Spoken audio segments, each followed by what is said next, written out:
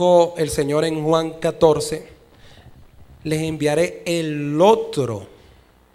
Rogaré al Padre para que envíe el otro Consolador. Ese otro significa que iba a tomar su lugar, iba a ser tal cual como Él.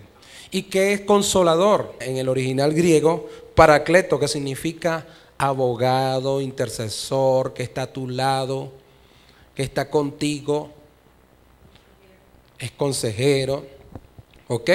Así que lo que hay es que creer. En momentos difíciles es donde se prueba, ¿verdad? Como quien dice, de qué estamos hechos. Amén. ¿Y de qué estamos hechos, hermano? ¿De qué será que estamos hechos? La Biblia nos dice que somos hijos de Dios. Dice que tenemos al Espíritu de Dios con nosotros. Dice que nuestras oraciones son respondidas.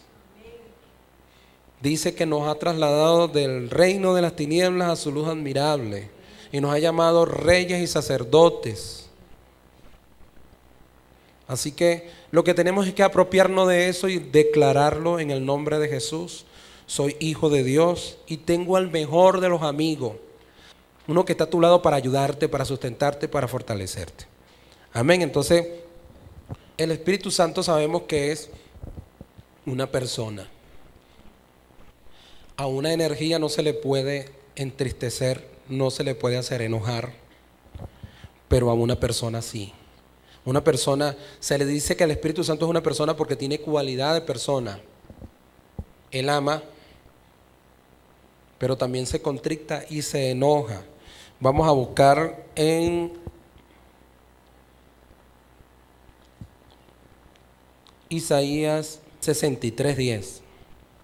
Mas ellos fueron rebeldes e hicieron enojar a su Santo Espíritu, por lo cual se les volvió enemigo y él mismo peleó contra ellos. No tengo por qué hablar de la historia, de todo el contexto, pero está hablando del pueblo de Israel. Y dice en Génesis 6, verso 3, y dijo Jehová, no contenderá mi espíritu con el hombre para siempre, porque ciertamente él es carne, más sean sus días 120 años. Cuando ya Dios dijo, me arrepiento de haber hecho al hombre, porque todo lo designio del hombre es hacia el mal. Y es entonces cuando decide enviar el diluvio sobre la tierra. Pero dice ahí, no contenderá mi espíritu con el hombre, porque el hombre es carne. Dice la Biblia que las cosas del Señor son espíritu y se deben discernir espiritualmente, porque son espirituales. Para el mundo, para el que no conoce al Señor y mucho menos conoce al Espíritu Santo, estas cosas son locura. Y dijo el Señor en Juan 14 que el mundo no le ve y no le conoce, pero nosotros le conocemos. Dijo, pero vosotros, le dijo el Señor a sus discípulos, le conocéis. Y el Espíritu Santo es una persona, se enoja, se entristece, le podemos hacer molestar, enojar.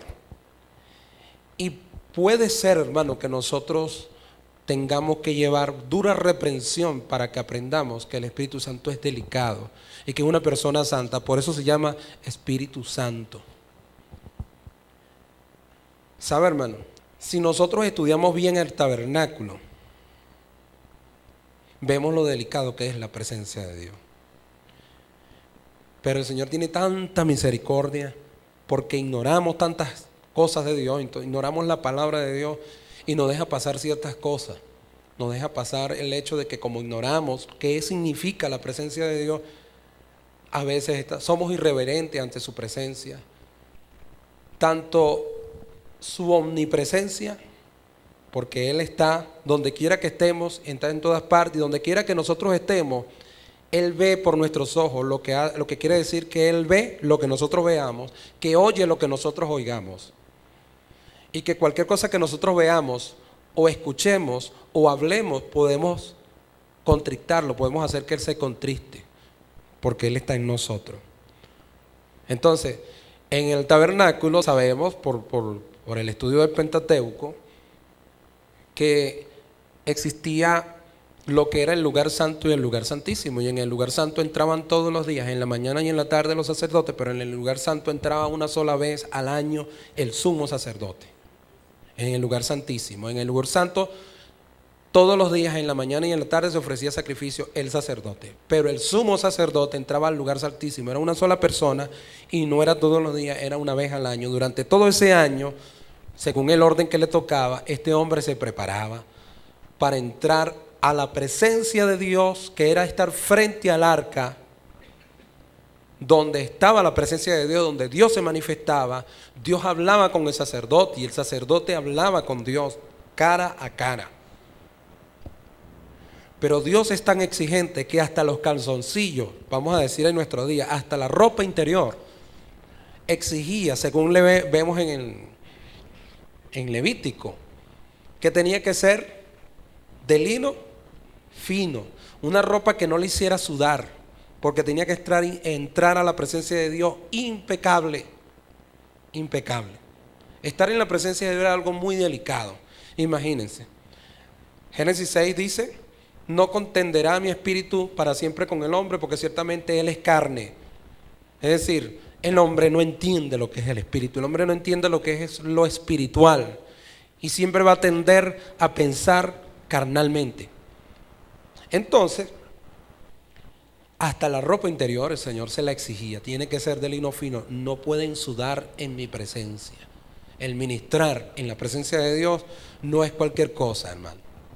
Ciertamente Dios es omnipresente, pero cuando hablamos de la presencia de Dios, donde tú hablas con Él cara a cara y tú sientes que Él está ahí contigo, sientes su compañía. Yo llamo a la presencia de Dios la compañía de Dios. Cuando tú sientes que es agradable, que Él está contigo, lo palpas, que es la presencia de Dios palpable. Como he dicho otras veces, Dios es invisible pero no intangible, se puede palpar. Llega un momento que la gloria de Dios se hace tan, pero tan real en tu vida, que tú no puedes hacer otras cosas sino que esconderte, porque tú sientes que es como una luz fuerte, potente, que te está penetrando.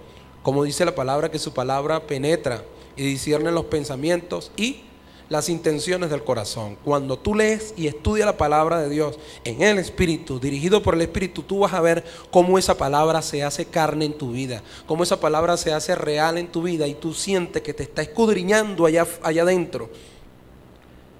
Esto es tan delicado que los sacerdotes tenían una vestidura especial, y además de especial, ellos tenían en el ruedo del vestido abajo unas campanitas, y en un tobillo tenían una cuerda que salía hasta el lugar santo y hasta el atrio, y el sacerdote tenía que ministrar caminando. ¿Con qué propósito? Con el propósito de que las campanitas sonaran, porque cuando dejaban de sonar, a los que estaban afuera, los sacerdotes, le indicaba que el hombre no estaba apto, que el hombre no estaba preparado para entrar en la presencia de Dios, o sea que el hombre había caído muerto irremisiblemente, y ellos, como no podían pasar porque eran otros que iban a caer muertos, lo tenían que alar con la cuerda. Eso era delicado, hermano. ¿Y usted cree que eso era? ¿Usted cree que eso era en el pasado? Esto es delicado, porque nos estamos enfrentando, nos estamos presentando ante el Santo de los Santos. Isaías 57, vamos a leer desde el 14. Y dirá: allanad, allanad, barred el camino, quitad los tropiezos del camino de mi pueblo, porque así dijo el alto y sublime. Alto y sublime, dos palabras contrapuestas, arriba y abajo, excelso y humilde. Porque así dijo el alto y el sublime, el que habita la eternidad y cuyo nombre es santo. Yo habito en la altura y la santidad, y con el quebrantado y humilde de espíritu, para hacer vivir el espíritu de los humildes y para vivificar el corazón de los quebrantados. Ciertamente Él es alto, pero ha sido capaz de bajarse a nuestro nivel. Por eso Dios se encarnó, se humanó, porque de otra manera no le podíamos llegar a su santidad. De otra manera no. Era imposible. Entonces Él es alto, pero también es sublime. Él anda con el que es humilde de corazón, con el que reconoce la santidad de Dios, pero además siempre tiene una actitud humilde, ¿sabe? De reconocer, Señor, tú eres santo, solo tú eres santo. Y por eso se dice santo, santo, santo. Él es 3 veces santo. Y nosotros debemos ser santos no solamente en el Espíritu, porque Él nos santificó cuando nacimos de nuevo, santificó nuestro espíritu, porque es allí donde mora el Espíritu Santo, y Él es el que nos santifica. Pero además debemos santificar el alma, y además debemos santificar el cuerpo. ¿Ok? Entonces nosotros también tenemos que ser 3 veces santos. No es solamente Dios. Dios es Dios Padre Santo, Dios Hijo Santo y Dios Espíritu Santo. Pero nosotros tenemos que ser santos en el espíritu, en el alma y también en el cuerpo. Y usar, como dijo el apóstol Pablo, nuestros miembros para glorificar a Dios y no para el pecado. Yo creo que todo aquel que siente un llamado, como dijo el apóstol Pablo, el que anhela obispado, buena cosa desea.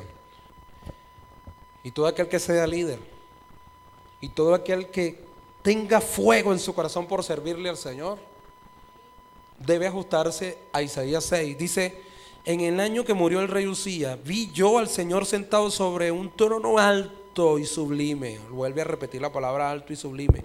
Y sus faldas llenaban el templo.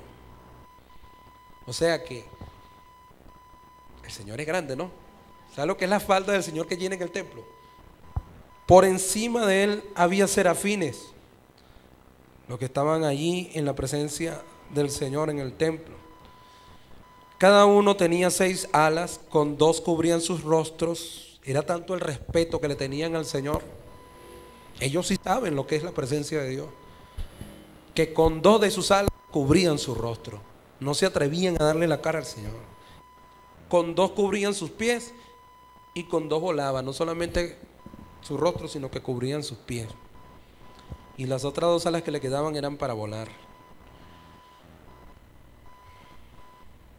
Y el uno al otro daba voces diciendo: Santo, Santo, Santo, Jehová de los ejércitos, toda la tierra está llena de su gloria. Y los quiciales de las puertas se estremecieron con la voz del que clamaba, y la casa se llenó de humo. Entonces dije, ¿quién lo dijo? Isaías: ¡ay de mí, que soy muerto! Porque siendo hombre inmundo de labios y habitando en medio de pueblo que tiene labios inmundos, han visto mis ojos al Rey Jehová de los ejércitos. ¿Ve que no es cualquier cosa estar en la presencia de Dios, hermano?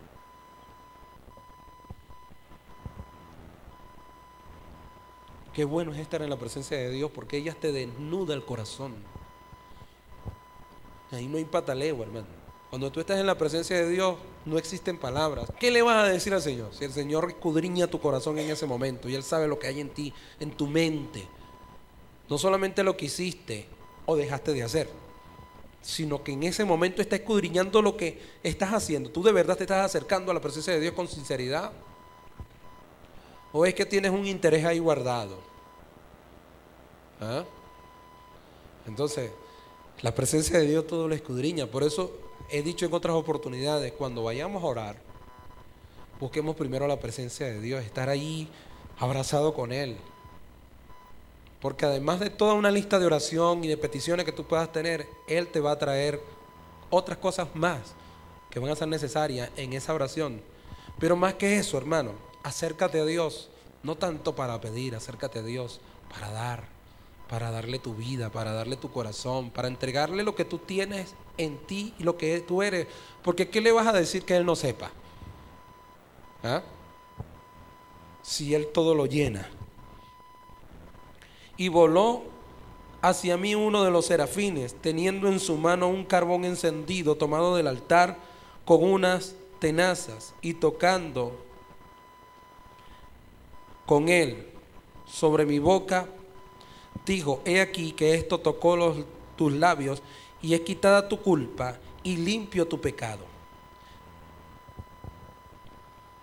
Tipo de la sangre de Jesús. Tipo de que, como dice Hebreos, es a través de la sangre de Jesús que entramos a su presencia. Eso del sacerdote, del sumo sacerdote, ahora pasó a nuestras vidas. Todos nosotros somos sacerdotes, pero podemos entrar en la presencia de Dios. Lo que hacía el sumo sacerdote lo podemos hacer tú y yo ahora. Y óyeme, no tenemos que estar frente a un arca, porque allí se manifestaba la presencia de Dios, porque allí estaba el maná, el pan que descendió del cielo, la vara de Aarón que rebeldeció y las 2 tablas de la ley. Pero ahora la tabla de la ley está en nuestro corazón. La vara que implica y significa autoridad está también con nosotros. Amén. Y el maná o el pan que descendió del cielo también está en nosotros. Están en nosotros. Amén. Así que esa arca ya no es ese cofre de madera de acacia cubierta de oro que representaba la humanidad de Cristo, la madera de acacia, y el oro la divinidad, la unión, ¿cómo es que la llaman? Hipostática. Sino que ahora eso se encarnó en nosotros. Ahora nosotros tenemos en nuestros corazones las tablas de la ley, la palabra de Dios viva, el verbo encarnado. Amén.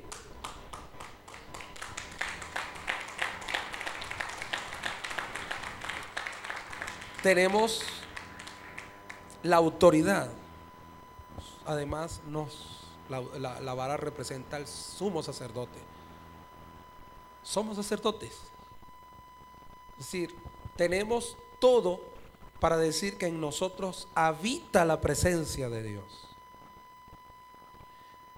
El Señor le dijo a Juan, sobre quien veas el Espíritu Santo descender y permanecer, ese es el Mesías, ese es mi hijo, ese es. Y cuando se manifestó en el momento del ordenamiento público, que fue cuando fue bautizado Jesús, dice que se abrieron los cielos y se oyó una voz del Padre que decía: este es mi hijo amado en quien me complazco, con quien tengo complacencia, con quien, en otras palabras, con quien me deleito.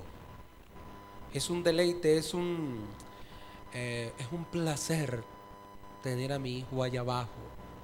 ¿Y cuándo fue eso? Cuando el Espíritu Santo descendió sobre él, porque Juan lo vio, otros escucharon la voz, pero Juan lo vio. ¿Qué sucedió después de que Isaías fue limpiado? Cuando reconoció que ante aquella majestuosidad, aquella santidad, él era impuro, porque no lo supo antes, pues era profeta, pero él no sabía que era, o no lo había reconocido hasta el momento que vino la presencia de Dios tan gloriosa como cuando vio esa gran visión donde veía esas criaturas celestiales adorando a Dios en la santidad de Dios. ¿Y qué fue lo que sucedió después que él reconoce su situación delante de Dios? Después, no fue antes, sino después, oí la voz del Señor que decía, ¿cuántos quieren escuchar la voz del Señor? ¿A quién enviaré y quién irá por nosotros? Dios hace el llamado, pero es cuando tú tienes la revelación del Espíritu Santo en tu vida de que Él es una persona santa. En la gloria de Dios, en la presencia de Dios, te reconoces que, bueno, que lo que tú crees que eres santo no es nada delante de la gloria de Dios, delante de la santidad pura y real de Él. Entonces, cuando oyes la voz de Dios y oyes un llamado, oyes que Él está llamando y está llamando a un servicio, es entonces cuando tú no tienes otra cosa que decir: heme aquí, envíame a mí. Y dijo: anda. El Señor nos da la aprobación y nos dice: ¿tú quieres ir? Ve. Él no nos dice: no, tú no estás preparado. Porque Él está preguntando: ¿a quién iré y quién irá por nosotros? ¿A quién enviaré y quién irá por nosotros? Yo, Señor. Ok, ve. Amén. Pero eso es en la presencia de Dios, cuando desciende la gloria de Dios a tu vida, en un momento, ¿cuándo? En un momento de intimidad, en un momento de oración, en un momento de adoración, en un momento de entrega, donde desciende la gloria de Dios a ese lugar.